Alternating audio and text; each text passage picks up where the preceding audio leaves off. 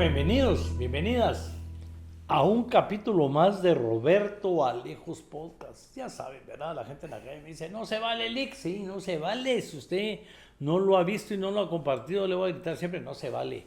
No se vale que no lo vea porque insistimos en querer hacer esto didáctico, que sea más que una política de atacar a los políticos, es entrevistar a los políticos, entrevistar a los técnicos, que tiene que ver con la política, para que conozcamos qué está pasando en el país, cuál es el problema, cuál es lo bueno, lo malo y lo feo. Pero no se vale que usted no presione el botón para suscribirse, que no presione ahí la campanita para que le avise cada vez que haya un capítulo, y sobre todo no se vale que no lo cuente y que no nos dé sus sugerencias. Vamos a hacer un relanzamiento de esto para tratar algunos otros temas. Como ustedes pueden ver, hemos ido cambiando después del Mundial. Recuérdense, ya este 12 regresamos con el Club de Lectura con Alfonso Portillo. Vamos a estar en Sofos con el libro de Edgar Ortiz sobre las reformas constitucionales. En fin, manteniéndonos activos en temas que son de su interés. Siempre tomando cafecito, ¿verdad? ¿Cuáles son los temas de interés? ¿Verdad? Cada día en este país se aprueban nuevas leyes, hay noticias, que se enfermó el presidente, que el volcán está tremendo, causando pánico en la población y atracción en los turistas que nunca se habían visto esos temas. Vemos el Congreso de la República aprobando una ley de puertos, vamos a ver en qué consiste, vamos a invitar a alguna gente aquí, pero todavía nos tiene como asustados el tema de la ley de lavado de dinero. ¿Me incluye? ¿No me incluye? ¿Tengo que tener cuidado? ¿Qué fue lo que realmente se aprobó? Y el tema de hoy en día, que tiene a mucha gente feliz, aunque no a todos, porque los alcaldes no están muy contentos, y es el IUCI. Se cambió la ley del IUCI para que ya no paguemos ese impuesto en nuestras propiedades destinadas a residencia, ¿verdad? Y en otros lados pues hubo descuentos, algo que es inusual, ¿verdad? Si usted tenía una deuda ya no la tiene que pagar, y esas cuentas por cobrar de las MUNIs desaparecieron prácticamente por desaparecer el impuesto. ¿A quién entrevistar sobre este tema para no caer en un diputado que me va a venir a hablar de las maravillas del tema, pero sobre todo de lo popular que es aprobar una ley? Porque miren, ya lo dijimos antes, ¿verdad? Quitar un impuesto siempre va a ser popular con la población. Nadie quiere pagar impuestos, es un tema humano. Nadie quiere sacar plata de su bolsa y si no le ve un beneficio de esa plata, no la ve de regreso, pues tampoco. Tampoco podía invitar a un alcalde que iba a venir a quejarse, a llorar y a decir de todo aquí. Y entonces acudimos, como siempre, a nuestras amistades, un viejo amigo, en el sentido de amistad, no de viejo. También, ¿no? Bueno, Edgar Barquín Durán, ¿verdad? Así es. Petenero. Ay, Petén, qué personalidad nos ha dado Petén en la vida política y académica de este país, ¿verdad? Sí. Porque ¿qué podemos decir de Edgar Barquín? Bueno, empezó como la mayoría de las personas dedicadas al mundo económico, financiero y bancario, trabajando precisamente en bancos, como todo el mundo. Ahí van haciendo su carrera. Pero Edgar, además de ser economista, es auditor y contador público y abogado. Y con algunas maestrías, por supuesto, porque los economistas nunca dejan de estudiar, ¿verdad? Y sobre todo experiencia. Ha tenido pues casi todos los puestos que se puedan tener en este tema, en la superintendencia de bancos, en el mismo Banco de Guatemala. En fin, ¿qué les puedo decir yo de cuánto ha recorrido en el mundo de la economía, en el tema de ese país? Un gremio bastante pequeño, Edgar, el de los economistas que trabajan con el Estado. No es que realmente uno diga la clase estaba llena porque éramos 50, no todo el mundo estudia economía, no es un tema tan fácil, no son muchos los economistas, todos se llevan bien. Edgar, gracias por aceptar venir a tomarte la tacita de café, ¿verdad? Otro día vamos a hablar de tu carrera política, por qué la paraste, en fin, para que todos se recuerden por dónde andabas. Pero ahora quiero tomarme una tacita de café para hablar básicamente de varios temas. Es que aquí estuvimos hablando mucho con, bueno, entrevistamos a Samuel Pérez, que fue el que más empujó la ley de competencia, pero entrevistamos al diputado Ayala, también un economista muy bueno, hay que reconocerlo, está ahí otra vez en la Comisión de Economía, después de haber pasado por la Junta Directiva, el que más había trabajado en la ley de competencia, pero yo veo que es una ley que no camina. Ahí están peleándose sus dirigentes, que si el salario, que si dónde la ponemos, que a qué le entramos primero, que si el reglamento. Y entonces la gente no se siente beneficiada como se siente beneficiada cuando se quita un impuesto como el YUSI. Ese es el tema, Edgar. Pero también me preocupa que la gente no conozca mucho sobre la ley de lavado, ¿verdad? Porque la ley de lavado de dinero, o contra el lavado de dinero, se cree que es solo contra el crimen organizado, los narcos, las grandes empresas, los bancos, y como yo no tengo plata, pues la ley no me incluye y no tengo nada que cuidarme al respecto, ¿verdad? Y entonces, miren, Edgar estuvo en tiempo de Alfonso Portillo, cuando el país fue colocado en una especie de lista negra, sí, como un paraíso fiscal. Aquí sí, se lavaba dinero con mucha tranquilidad. Esto preocupó al presidente Alfonso Portillo, entonces nombró una comisión donde pues la presidió Edgar para ir creando medidas ya en aquel entonces para evitar que Guatemala fuera un paraíso fiscal, como dice la gente, ¿verdad? Un lavado de dinero. Edgar, de nuevo, gracias, ¿verdad? Contanos un poquito ahí qué fue lo que se hizo en tiempo de Alfonso y por qué ahora tenemos que volverlo a tocar o qué se dejó de hacer, ¿verdad? Ahí pensamos, no, ya me callo. No. Muchas gracias, mi estimado Roberto. La verdad que para mí es un gusto volverte a saludar y felicitarte por este programa. Este tipo de programas ayuda mucho a la población a comprender, a entender y aclarar muchas dudas sobre varios temas que vos mismo abordás en este programa. Y por eso te felicito, ¿verdad? Eres una persona muy inquieta, ¿verdad? Y te reitero, nos ha extrañado mucho que no estés en la vida política. De regreso, tablado, ¿no? Creo que el Congreso necesita personas como vos, con experiencia, con sentido común y con una visión de país.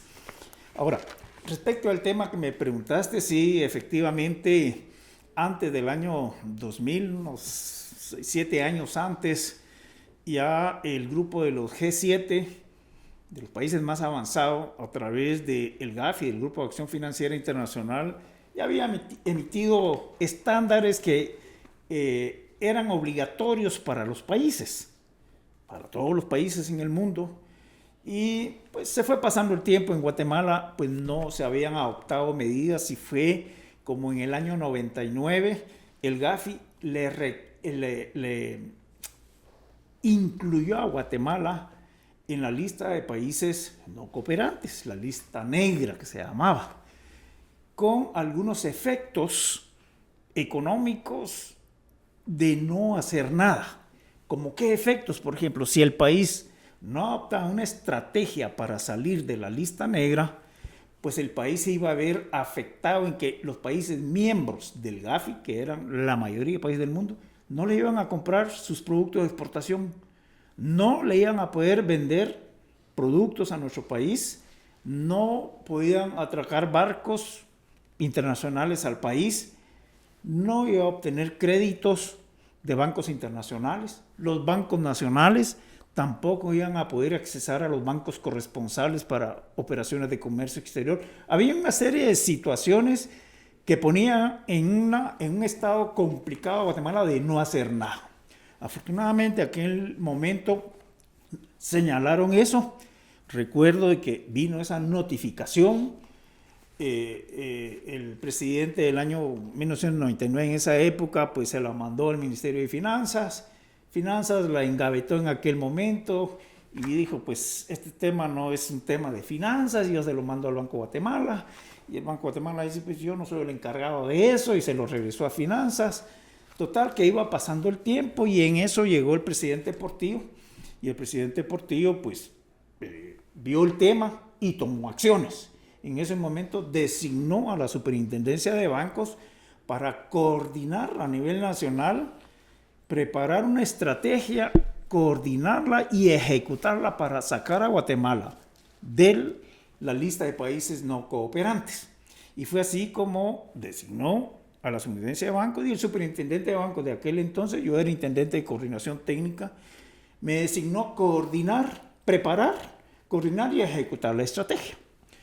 Preparamos todo el plan. Ese plan que incluía preparar el anteproyecto de ley de lavado de dinero, su reglamento, la ley para prevenir el financiamiento del terrorismo. Ya habíamos trabajado antes todo el paquete de leyes del sistema financiero, ley de bancos y grupos financieros, la ley de supervisión, ley de seguros, ley monetaria, ley orgánica del Banco de Guatemala, muchas leyes financieras que modernizaban la actividad financiera de acuerdo con estándares del Comité de Basilea del Banco Internacional de Pagos. En el tema del lavado de dinero estábamos en esa situación. Reitero, ¿qué implicaba esa estrategia? Hacer o preparar esos proyectos de ley contra el lavado de dinero. Crear y estructurar una unidad de inteligencia financiera. En este caso creamos la IVE, la Intendencia de Verificación Especial, donde le creamos todos los protocolos de investigación y rastreo de dinero, le dimos toda la cuestión tecnológica, toda la parte tecnológica para manejar bases de datos, de información, y preparamos al personal, lo capacitamos en tipo de auditoría forense para investigar y rastrear el dinero, tanto documental como efectivo. Es decir, sí se puede rastrear el dinero efectivo, sí se puede rastrear el dinero bancario o el dinero electrónico, excepto el tema de criptomonedas hoy en día. Otra acción que se adoptó fue crear todo el sistema de prevención, toda la infraestructura de prevención en el sistema financiero. La creación de manuales de cumplimiento, de oficiales de cumplimiento, de sistemas de alerta, todo el sistema de recolección de información a través de los formularios IVE, todo el sistema del principio conozca a su cliente, todo el sistema de crear expedientes de los clientes, de la diligencia debida de los clientes, de investigar el origen del dinero, de las transacciones y principalmente del reporte de transacciones sospechosas a la IVE. Ahí es donde especializamos a investigadores de la IVE para rastrear dinero y preparar las denuncias al Ministerio Público. También se creó en aquel momento la Fiscalía contra el Lavado de Dinero, se capacitaron a todos los jueces y pues al grupo de jueces que el organismo judicial designó e hicimos muchas campañas de comprensión para el público, ¿verdad? Yo recuerdo en aquel momento tuvimos que salir a varios departamentos a hacer muchas conferencias y todo educativa, eso, digamos, de todo ese tipo. Ahora, Edgar, si se trabajó tanto en aquella época, ¿por qué ahora hubo que correr y se hizo necesario aprobar una nueva ley de lavado? ¿Y qué precauciones tenemos que tomar los ciudadanos comunes y corrientes, es decir, los que no manejamos bancos, grandes empresas, ni grandes cantidades de dinero? Yo entiendo que sí, ¿verdad? Es buena pregunta, Roberto. Tal vez solo culmino en el proceso de aquel del año 2000 que nos llevó 3 años. Eso implicaba ir cada 3 meses. Nosotros fuimos adscritos al Grupo de Acción Financiera del Caribe, GAFIC. Posteriormente, en el 2016, nos pasamos a GAFISUD, ¿verdad? Que es el Grupo de Acción Financiera del Sur, se llama. En este caso ya es de América. Entonces, pero en aquel momento estábamos en el GAFIC. A Guatemala le asignaron a un especialista para darle seguimiento, que se estuviera, porque no solo era emitir la ley, tenía que ser efectiva y cumplirse la ley. Entonces cada 3 meses íbamos a asambleas del GAFIC, donde estaba, no se me olvide el nombre, es una persona del Departamento del Tesoro, Daniel Glaser se llamaba.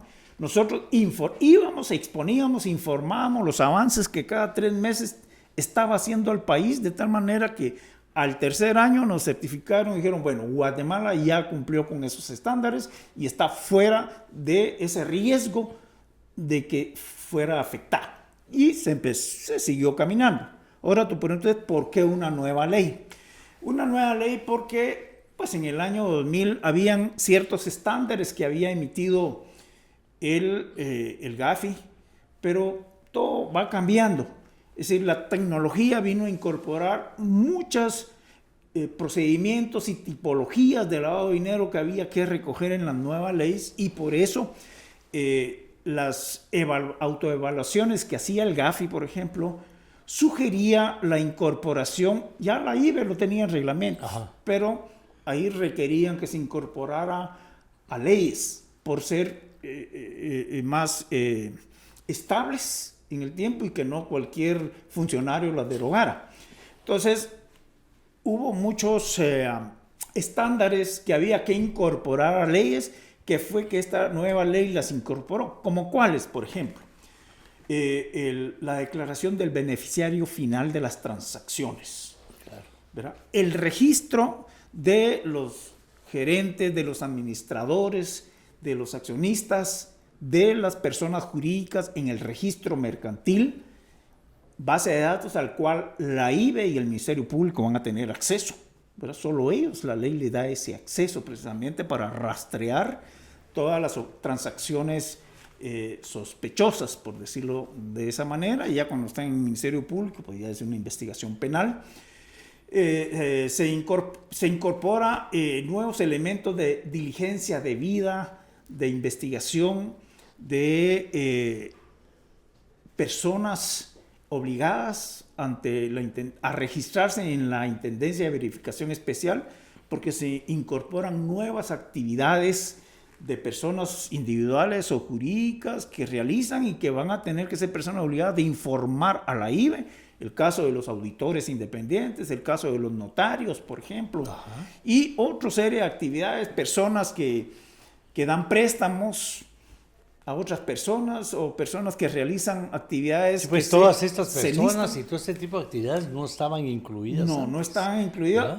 Hoy ya van a ser personas obligadas y van a tener que registrarse en la IBE, capacitarse, tener manuales de cumplimiento, sus oficiales de cumplimiento, procedimientos de diligencia de vida de los clientes, conocer a sus clientes. Es decir, va a ser una operación, debe conocer a quién le está vendiendo algo y el origen de esos recursos. Porque si no lo hace, claro, se va y ahí a es ver donde los abogados viene la preocupación. Tiene que, el abogado hace la escritura y él va a tener que ser testigo de la entrega de ese dinero, y si él está ahí, le van a dar la mitad en cheque, la mitad en efectivo, se vuelve ahora cómplice el abogado. Si le ponen en la escritura un monto que no es más barato para pagar menos impuestos, el abogado también se vuelve cómplice. Si el notario tiene dudas y no lo reporta a la IBE con una transacción sospechosa, posteriormente ese notario va a ser responsable de la comisión también del delito. Y lo que hablábamos fuera de cámaras, ¿verdad? A usted le piden favor, préstame tu cuenta bancaria porque yo no tengo, ahí me van a depositar 50,000 quetzalitos y solo, ¿verdad? Y depositan los 50,000 quetzalitos, él los saca y al poquito tiempo le cae la policía porque los 50,000 quetzales eran producto de una extorsión, por ejemplo. Yo conozco gente que está presa por haber prestado su cuenta bancaria minutos, Edgar, ¿verdad? Sí, es correcto. Estando yo en la superintendencia de bancos, porque ahí está la IBE también, pues me daba cuenta de muchos casos que teníamos que denunciar, muchos casos que teníamos que denunciar, y como bien decía, no solo por tema de narcotráfico, no solo por corrupción, no solo por estafas, sino también de gente que probablemente de forma inocente actuó de cierta manera e incurrió en la comisión de actos que se constituyen en actos delictivos, y tuvimos que denunciarlo al Ministerio Público, y muchos están guardando prisión porque se tipificó el delito de lavado, el delito precedente y el delito de lavado de dinero en esas acciones que ellos tomaron, ¿verdad? Sí hay que ser muy cuidadoso. De ahora en adelante, no es por meterles miedo, las transacciones comerciales, las operaciones financieras, todo se va a poder hacer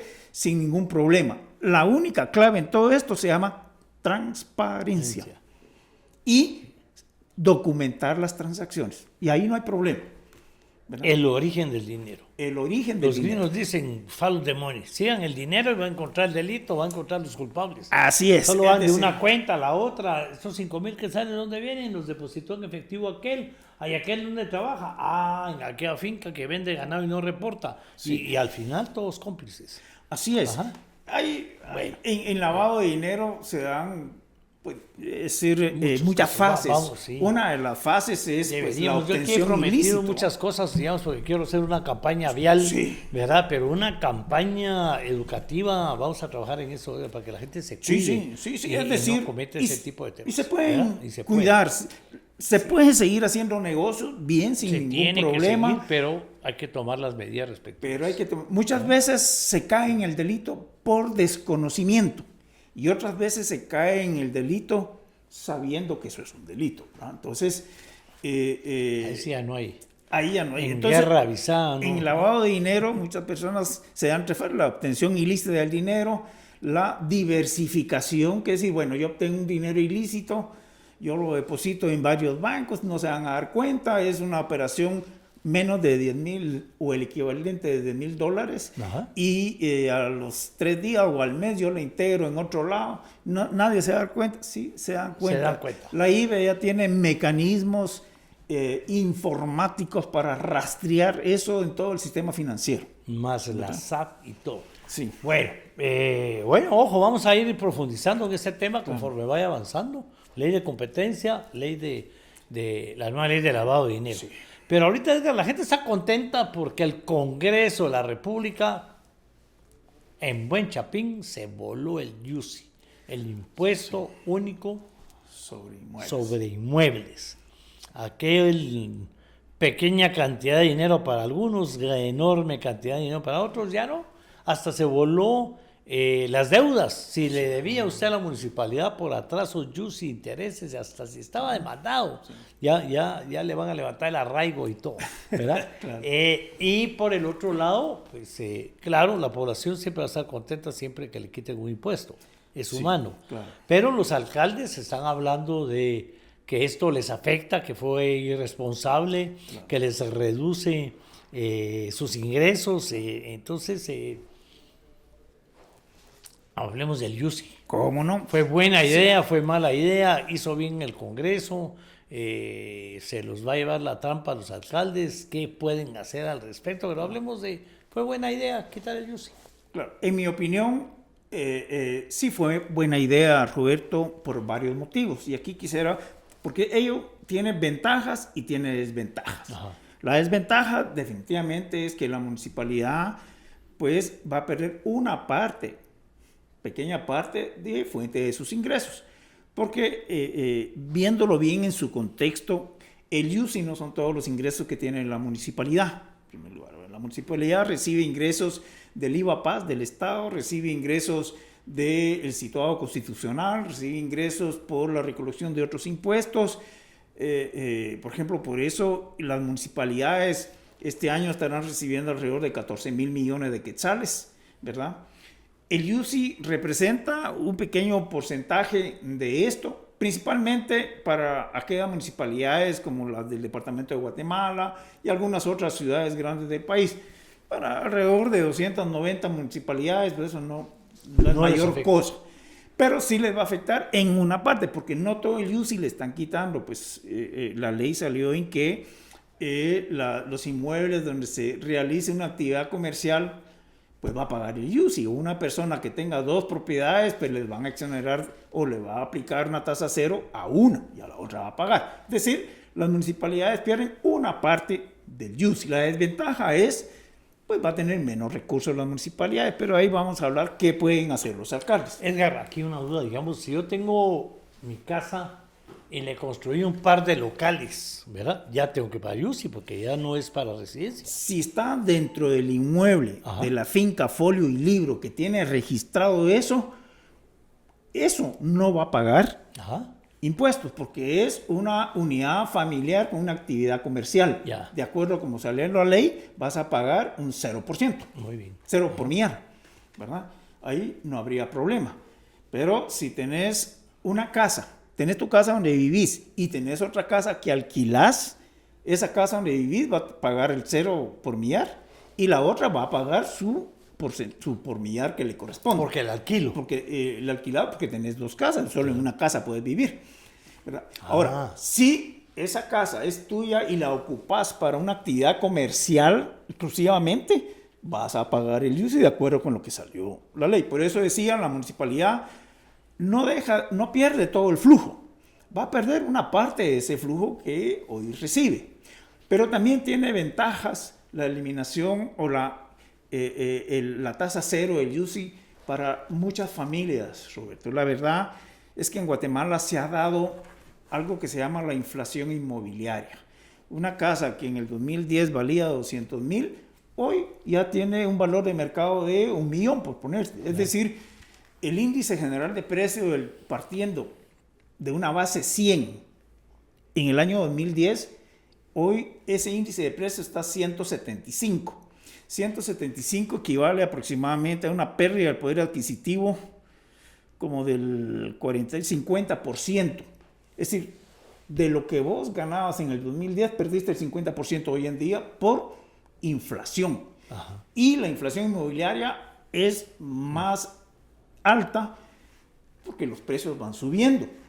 Entonces, el UCI se convertía en un problema para muchas personas que tenían que vender su inmueble, por ejemplo. El comprador le puede decir, bueno, yo se la compro en 1,000,000, la persona la tiene registrada en 200,000, pero le pueden proponer escriturarla en 200,000 o en 300,000 y le da 2 cheques, uno por 800,000 y otro por 200,000, escrituran por 200,000, el notario anota que fue un precio de venta de 200,000 y el número de cheque y toda la cuestión. Y esa persona va a depositar el 1,000,000 al banco.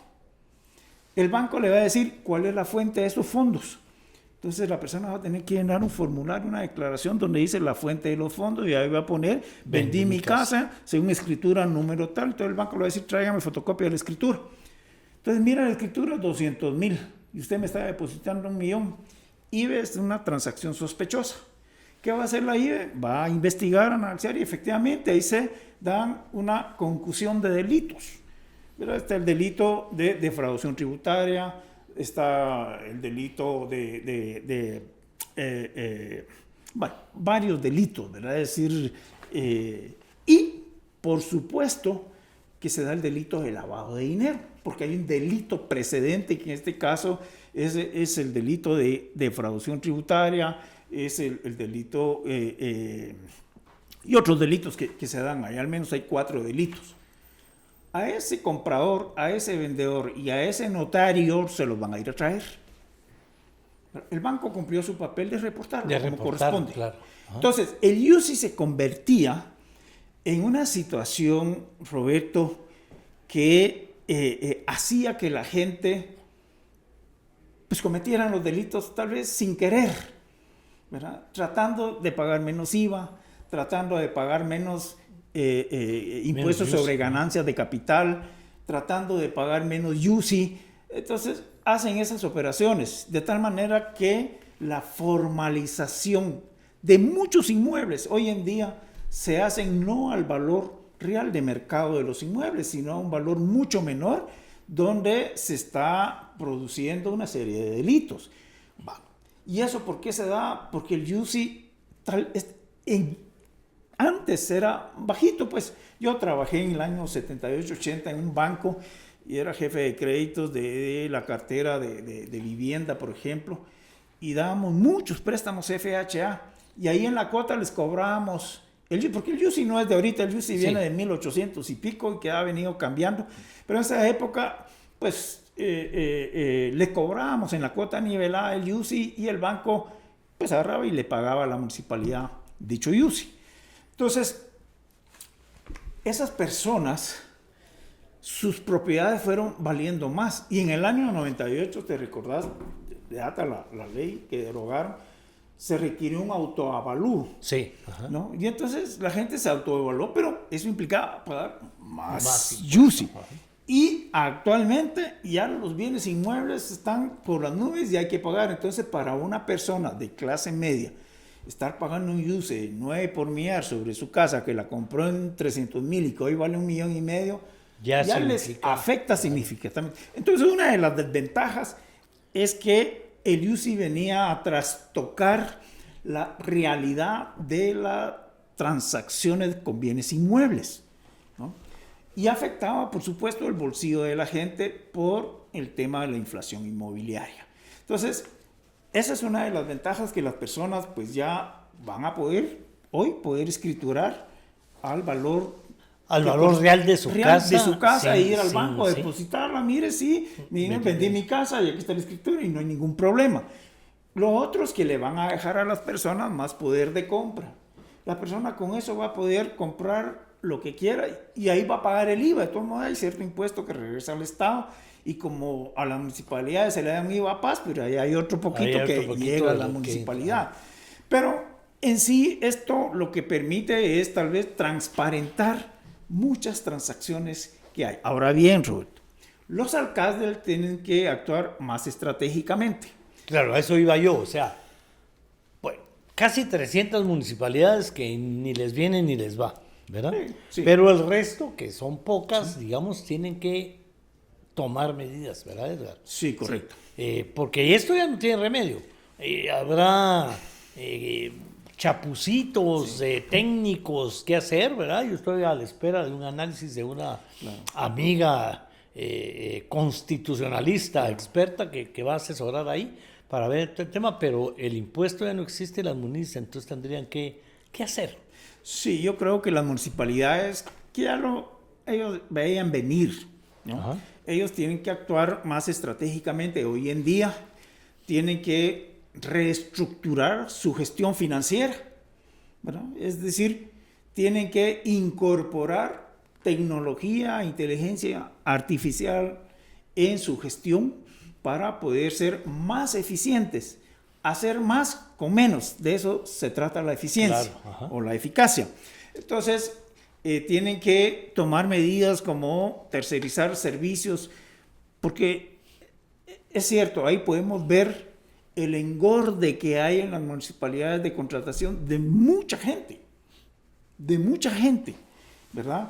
Y eso, yo no digo que sea malo, pues si es gente que sí contribuye y que sí sirva al municipio, que esté preparado técnicamente, que sí dé los resultados que se esperan, pues está bien, pues. Pero si es gente que solo llega a engordar una planilla por motivos políticos, se le está haciendo, la época de campañas, para ir a regalar la bolsa de comida, se le hace un daño a las mismas comunidades, por un lado. Por otro lado, hay muchas colonias, por ejemplo, que hoy pagan su UCI, y que esas municipalidades jamás invierten un centavo en esas colonias. No hay una equidad. Pero las municipalidades tienen otra fuente de ingresos. Todo el mundo pagamos una tasa municipal sobre el consumo de luz eléctrica. Ajá. Ahí está, también son fuentes de ingresos privativas que tienen las municipalidades. Por eso decía yo, ellos tienen que sentarse, hacer un diagnóstico de sus finanzas. Ajá. Y reestructurar esa finanza. Que se puede, sí, perfectamente se puede. Tienen que llevar personas con experiencia, con conocimientos que les permitan hacer una readecuación financiera, y hasta bien les va a caer. Pues vamos, digamos, por partes. Van a tener que contratar menos gente, lógicamente, pero tendrán que formarla, capacitarla y darle instrumentos tecnológicos modernos para que haga más trabajo de lo que hacía antes. Es correcto. Van a tener que dejar de contratar plazas para los temas políticos. O sea, el alcalde, cuando regale la bolsa de comida, el fertilizante y todo lo demás, la gente va a ir a hacer cola a la puerta de la MUNI y ya usted no va a poder mandarlo a dejar a la puerta de la casa, tomar ese tipo de medidas. Hay otras medidas, por ejemplo, digitalizar los procesos en las municipalidades. Claro, eso no se hace de la noche a la mañana, pero si empiezan hoy, te digo que entre un año ellos ya tienen digitalizados procesos donde van a prescindir de la mitad del recurso humano y se van a ahorrar un montón de dinero que va a servir para llevarle esos beneficios a las comunidades. ¿En qué? En educación, en salud, tratamiento de desechos sólidos, agua potable, basura, limpieza, jardinización. Es decir, de eso se trata, es decir, hacer más con menos, que sí lo pueden hacer. Es el uso de la tecnología y la inteligencia artificial en la gestión pública, Claro. no solo elimina mucha corrupción, definitivamente, sino que hace más eficiente el manejo de los recursos financieros. Sí, digamos, porque yo dije, lo iba a contar a medio mundo, pero aquí lo voy a hacer públicamente, se lo estoy contando un montón más, pero digamos, cuando vas a sacar tu licencia, cuando vas a sacar tu pasaporte, hablemos lo que es, ¿verdad? Sí. Se pide la cita por la vía electrónica, te dan día, te dan hora, llegas, ahí te están esperando, yo no encontré cola para nada y no me tardé más de 15 minutos, incluyendo la toma de la fotografía, ¿verdad? Porque te hacen mandar tus papeles por vía electrónica, ya los tienen, solo revisan, ¿verdad? Y así hay un montón de dependencias del Estado. Hablemos, por ejemplo, en tu tema, la SAT, por ejemplo, la SAT Sí, es un buen ejemplo. está cada vez más tecnificada, la factura electrónica, ahora la obligación, si pagas con tarjeta de crédito, ahí va directo, aunque usted diga que es consumidor final, el negocio no puede evadir ese IVA. Así es. ¿Verdad? Se descubre la defraudación, ¿verdad? Un saludo a nuestro amigo Marco Livio, ¿verdad? Que Claro. se tuvo que ir del país, pero él mismo me decía, no fui yo, Roberto, la tecnología es la que descubre que una empresa constructora de San Marcos le compraba gasolina a una gasolinera de tu pueblo allá en Petén, lo cual era imposible, pero eso es producto de la tecnología. Claro. Las municipalidades se van a tener que tecnificar para hacer sus proyectos, no pasan por Segeplan porque están mal hechos, Sí. y eso atrasa, encarece, bueno. Sí, en lugar de contratar 100 personas que no le van a servir para nada, contrate 5 técnicos con experiencia, que no solo le van a hacer más fácil su gestión municipal, sino que le van a hacer más efectivo en la administración de los recursos y de la prestación de los servicios, ¿verdad? Que es para el fin para lo cual los ciudadanos los eligieron alcaldes. Claro. ¿Verdad? Yo respeto mucho a los alcaldes y respeto mucho que se participen en la actividad pública, pero también cuando ellos participan en la actividad pública tienen un compromiso con sus electores, con los ciudadanos, porque el primer problema de corrupción, en mi opinión, Roberto, con respeto que me merecen todos, es aceptar un cargo público para el cual no se está Uno preparado. no está preparado, es el primer tema. Ese es el primer acto de corrupción que se da. El primer acto de corrupción es que usted acepte trabajar en algo que no tiene la más mínima de qué se trata. Así Eso es. ya es corrupción. Estoy cobrando por no hacer nada, porque no conozco lo que tendría que hacer, Así entonces no es. lo hago. Así yo es. ocupo la plaza. ¿Verdad? Venga, yo no le había dado este enfoque, porque digamos, yo dije, pobre las municipalidades grandes. O sea, yo entiendo, lo dije aquí, pues los diputados en su afán de recuperar un poco de popularidad que ha perdido, Claro. mal vistos como siempre, representantes de nosotros los políticos, ¿verdad? Toman una decisión, digo yo, política, populista, quitemos el impuesto. Sin embargo, cuando oigo un técnico, amiga, ese impuesto era malo, porque se presta a la corrupción, se prestaba a la mentira, a falsificar escrituras, además era injusto. ¿Verdad? Porque tenías que declarar tu casa por menos de eso y ya estabas cometiendo un delito. Injusto porque lograste comprar tu casa a muy poco precio, ahora tu casa vale un montón más, pero no tengo dinero para pagar impuestos sobre lo que vale, porque yo lo que la compré fue otra cosa. Claro. Y mi situación económica sigue siendo similar. Claro. El poder adquisitivo, la moneda ya no es Se pierde, lo mismo. pues. Entonces, pues gracias a Dios, ¿verdad? Me decían, yo compré mi casa en 10,000 quetzales hace tantos años y hoy una casa de 10,000 quetzales vale más de $500,000. Entonces, la gente quiere seguir pagando por los 10,000 de aquel entonces en vez de ese $500,000. Claro. La gente que logra comprar una casa ahora, que es poca, ¿verdad? No como antes, porque el Así precio es, sí, ¿no? sí. Tiene que pensar el tema del YUSI como parte de su... Bueno, sí. No Sí. lo había visto de esa manera. Es impuesto injusto, mal manejado, Sí. se presta para cometer delitos, Sí. ¿verdad? El alcalde se confía en que tiene un ingreso ahí. Sí. Y es un ingreso privativo. Para decir que la misma ley le faculta usar el 70% en los servicios de la comunidad y un 30% para gastos como se corrientes. Claro. Entonces, ¿y quién lo controla? Pero creo que los alcaldes pueden hacer mucho, pueden ellos retomar el tema hacer más con menos. Hay mecanismos, hay formas, hay caminos de hacerlo. Como te digo, uno de ellos es el uso de la tecnología, el otro una gestión estratégica de sus municipalidades, el otro, bueno, si ellos no conocen, pues contratar a expertos que los puedan orientar. El mismo Banco Interamericano de Desarrollo lo puede, ayuda mucho, la cooperación internacional ayuda mucho a una mejor gestión.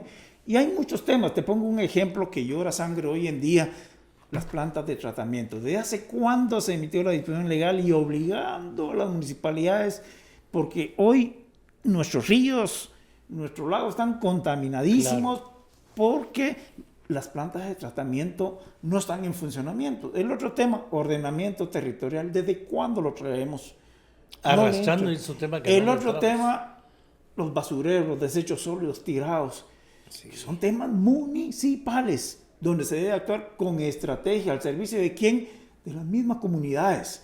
Pero son cosas que sí pueden hacer, Roberto. Sí pueden hacerlo. Se necesita nada más la planeación estratégica y buena dirigencia o gestión gerencial, con una buena gobernanza que les permita, con el apoyo del Ejecutivo, si quieren, se puede hacer. Claro, ¿verdad? Porque si hay temas ahí. Yo estoy involucrado en temas, por ejemplo, el vertedero de Villanueva. Sí. Y los alcaldes dicen, no tenemos a otro lugar a donde ir a tirar la basura, ni tenemos plata para crear nuestra propia planta de tratamiento de los desechos para reciclar y sacarle provecho. Claro. En otras municipalidades del mundo a esa basura le sacan ingresos de regreso. Es correcto. O sea, es momento de ir fortaleciendo las municipalidades técnicamente, tecnológicamente, y empujarlos hacia un mejor servicio que para ellos represente mejores ingresos. Claro. No se tiene que inventar el agua azucarada, Roberto. Ya muchos países han avanzado en el manejo de los desechos sólidos, en el manejo de plantas de tratamiento, y han pasado ellos experiencia. Hoy por hoy esas experiencias se pueden tomar en cuenta, pues, es decir, se pueden hacer, pero hay temas estratégicos necesarios para la población en los municipios, como es el agua potable, porque si esa agua no es potable, ahí vienen todos los problemas gastrointestinales. Al Ministerio de Salud ya los afectan, los hospitales, medicinas, es decir, la contaminación de ríos, de lagos, el mal manejo de desechos sólidos, por ejemplo, cosas que sí es competencia de las municipalidades, claro. Pero pasa el tiempo y el ordenamiento territorial es un problema que eso permite, por ejemplo, en las circunscripciones municipales, al mejor uso del suelo, al cuidado del medio ambiente, a no construir donde no debe construirse por los riesgos que eso genera. Ese es otro tema, licencias de construcción, que se tardan un montón, y las licencias que no deberían de dar, esas no se tardan nada y las dan, ¿verdad? Con la digitalización se acaba ese problema. Entonces, Roberto, en resumen, podemos decir que poner el UCI a un 0% para cierto segmento de la población, pues sí trae ciertas ventajas para las familias, por supuesto, para la transaccionalidad comercial, ¿no? Que evita problemas, claro, de caer en delitos, no porque la gente los quiera cometer, sino porque es una acción justa de las personas de decir, bueno, voy a pagar algo, un UCI del cual yo no tengo ninguna contraprestación, por ejemplo, ¿no? Entonces, por ese lado ayuda, por el lado de desventaja, pues el fondeo por la municipalidad promueve, un poco. Yo no lo he visto de esa manera, de verdad. ¿No? Promueve, ¿verdad? Promueve el delito, ¿verdad? Sí. Y ahí es donde se mezcla la ley de lavado, pues ahora tratamos con el impuesto, con los impuestos. La ley de lavado, que es un tema. El mismo notario, los colegas le dicen, mire, declarémosla en tanto aquí en la escritura, si no va a tener que pagar más IVA, más UCI. Eso ya no lo va a poder hacer. Ya no lo va a poder hacer. Va a ser porque ahora sería cómplice con la ley de lavado. Es coautor de un delito. ¿Verdad? Y ahora que ya no hay UCI, usted puede declarar su casa en lo que realmente vale. Y la puede vender no en tiene lo que problemas vale. ahí, la va a poder vender mejor porque declaró el precio que era. Así pasa. ¿Verdad? Sí. Y no corre riesgos de que lo estén incentivando a cometer delitos. Es correcto. O sea que al final los diputados no solo aprobaron una ley popular que les está dando muchos aplausos, sino están empujando a componer un tema. Buscando ¿verdad? transparencia. Va a obligar a los alcaldes a ser más eficientes, Sí. más eficaces, Sí, va a más va a estratégicos. transparentar el tema, ¿verdad? Sí. Bueno, Por ahí queda puede ahí ir el tema. obligación de los diputados que aprobaron la ley de competencia también empujar para que esa ley se cumpla. Es como la ley de lavado de dinero sí. y lo que exige Gafi. Me recuerdo en el año 2000 que fuimos a unas reuniones con el Gafi y nos dijeron, mire, no es solo que emitan la ley, tiene que ser efectiva, se tiene que cumplir y lo tienen que demostrar. Lo mismo pasa con toda la ley, ¿verdad? Es decir, con esta ley de competencia, que, discúlpame que me meta ese tema, sí. pero ¿hace cuánto tiempo se emitió? Y hoy en día no es efectiva. De nada sirve emitir una ley si no se hace efectiva. No se logra poner de acuerdo, creo que ni dónde van a tener su oficina, ni cuánto van a tener de salario. Lo mismo pasa con la nueva ley de lavado de dinero, Ajá. que entra en vigencia 3 meses después de su publicación y que ahí viene el reglamento dentro de 6 meses. Eso, la IBE tiene que hacer que eso se cumpla.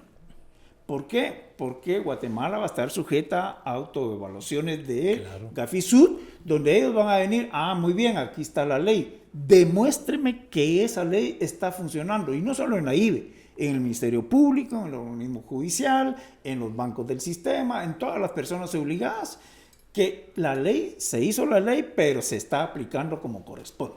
Claro. Esa es la efectividad de la ley. Y falta, ¿verdad, Edgar? Porque también seguimos pendientes de esa ley de alumbrado público, donde en algunos municipios es una cuota fija. Sí. Hay gente que paga más del impuesto de alumbrado público que lo que paga por recibir energía eléctrica. Es correcto, eso es una injusticia, ¿verdad? ¿No? Es una injusticia que se da en este momento porque no hay una estandarización de eso. Y se supone que esa tasa municipal, que en mi opinión no es tasa municipal, eso es un arbitrio que lo debe decretar el Congreso, pero así lo manejan ahora. Se supone que esto es para el tema de servicio de alumbrado público. Porque el alumbrado público es importantísimo, porque eso limita la delincuencia, ¿verdad? Ayuda a limitar la delincuencia. Mientras vas a alumbrar las calles, menos problemas. Exactamente. Rincones de tierras ociosas, propiedad del Estado, correcto, que se vuelven basurero y ahí son productos de asalto, de Sí. violaciones, de extorsiones. De tantos delitos, porque sí. no hay alumbrado, y el alumbrado de todo modo la población está pagando en su recibo Así es. de energía eléctrica. Hay cosas que se pueden hacer, Roberto, especialmente las municipalidades tienen mucha tarea por hacer. Yo creo que ellos lo deben de ver desde un punto de vista positivo, no solo desde el punto de vista que dejo de percibir un ingreso, pero sí de un punto de vista positivo que me obliga realmente a ser más eficiente. ¿Y se puede? Sí, se puede. Si se quiere, se puede. Ajá. Bueno, pero aquí hay un reto para los alcaldes. Ahí va el reto para el alcalde más importante de ese país, ¿verdad? Que es el de la ciudad capital, Quiñones. Tiene un reto de convertirlo como en un ejemplo, así como se volvió Emetra, que a mí me parece es correcto. algo bueno. O sea, el cepo se pone ordenar el tráfico, ahora ha sido muy permisivos. Bastó el daño que ahí sí le hizo el Congreso al tema de Emetra, pero que la gente no se parquee donde debe, que pague un impuesto por eso. Eso sirvió de ejemplo. Se trasladó esa responsabilidad a la MUNI, sirvió de ejemplo para otras municipalidades. Es implementar la cultura de cumplimiento y respeto por la otra persona. Y entonces digamos que el alcalde Quiñones, bueno, el famoso Neto Brand, que vamos a ver si se lanza para presidente o no, el Patojo Ciero, en fin, hay alcaldes importantes, los problemas que tiene el alcalde de la Antigua, pero ahí sí es un montón de residencias cuestionables, vive la gente o es comercio, ¿cuántas de esas van a dejar de pagar? Yo sí, pocas creo. Bueno, la municipalidad de Antigua recibe alrededor de, ¿qué? No más de 25 millones por UCI. Imaginemos que reciba la mitad, pues ahora. Sí, porque ahí todas las casas son ya comercio. Sí, es decir, hay no maneras. Se quedan en ceros. Claro, pero deberían de ser propositivos y proponer ellos cambios a las estructuras municipales para fortalecer su autonomía, fortalecer sus ingresos, modernizarse, evitar ser víctimas de los diputados que los atacan, es correcto. Antojadizamente cambiando las leyes para el tema. un poco como el IRTA, que sí ha sido propositivo de quítenme este impuesto, quítenme este, Sí. van a ver cómo voy a crecer. Exactamente. ¿Verdad? Y ahí está inaugurando, hay que reconocerlo, ¿verdad? Por ejemplo, La ley le cambió, el sí. Congreso le cambió las reglas del juego, pero ahí está el resultado. Ahí está, inaugurando hay parques efectividad. nuevos. Yo me permitiría sugerirle a los estimados alcaldes, con el respeto que ellos me merecen, que a través de la Asociación de Municipalidades sí pueden hacer algo para ayudar a todos los alcaldes del país. Visitar, buscar apoyo de la cooperación internacional que les permita a ellos una planificación estratégica, no hacer un pay para un año, no, una planificación estratégica que les permita tener ellos una visión de hacia dónde van en el corto, mediano y largo plazo, algo que le falta a nuestro país, una visión de país. Vos has impulsado mucho el tema de visión de país, pero hay mucha gente que no lo quiere, ver, no lo quiere ver, pero sin una Roberto es ruta comunista, estratégica, sí. al menos de 20 años. Pues Bueno, la vamos a oportunidad del Infom, que está ahí recuperando fuerza, porque se había ejemplo? vuelto algo prácticamente inútil, porque Sí. pasó a ser el Instituto de Fomento Municipal, pasó a ser casi un banco, Sí, ¿verdad? es un banco Pero de ahora inversión, tiene una buena sí. directora, un nuevo papel, también logró sí. reformas a la ley. Sí. Por ahí debería de haber también Es un correcto. programa de formación, capacitación, modernización Así es. de las municipalidades. Y en el fondo, ¿verdad? Roberto, las comunidades, las personas deben, es decir, ellos tienen derecho a ver que sus recursos se están invirtiendo efectivamente y a percibir que eso está bien. Si la gente no percibe el producto de todo eso, pues obviamente pues los alcaldes van a ir perdiendo protagonismo, ¿no? Ajá. Entonces, ellos sí tienen una labor positiva de incidir positivamente en sus comunidades a través de la prestación de los servicios públicos eficientes y necesarios para la población. Claro. Hoy es cuando ellos pueden ser propositivos, como bien decís, ¿verdad? Bueno, aprovechemos para el tema de la fortalecimiento de la autonomía municipal, buscando la descentralización de este país. Totalmente de acuerdo. Pero eso tiene que ir de la mano con la modernidad, digámoslo, si le queremos dar un nombre. Y estas cosas que ha hecho el Congreso, sobre todo eso del UCI, los obligan, ¿verdad? Se ven obligados ahora, sí. Veámoslo desde el lado positivo. Es correcto. Bueno, miren, ojo con la ley de lavado de dinero, porque sí lo incluye, ¿verdad? Sí. No importa la cantidad de dinero que uno gane, sí. Es de dónde viene la plata que usted deposita o de dónde viene la plata que usted gana, de dónde viene la plata con la que hace sus pagos. Puede cometer usted un delito o estar ayudando a algún bandido o bandida para usar el género en el vocablo, ¿verdad? No? Bandido o bandida que la esté utilizando usted como persona para lavar su dinero. O sea, no solo es para los lavadores o lavadoras, sino que para todo el mundo que puede ser utilizado en el lavado de dinero. Así que, ojo, ahí viene el reglamento, vienen las reglas, vamos a tener que entrarle. Es que hay tanto que hacer. Yo digo, tenemos que hacer un programa de Metra, estamos en el club de lectura promoviendo que la gente lea, se culturice, una campaña sobre el conocimiento de la Constitución, pero se hace necesario una campaña para ver las consecuencias que tiene en usted, en la persona,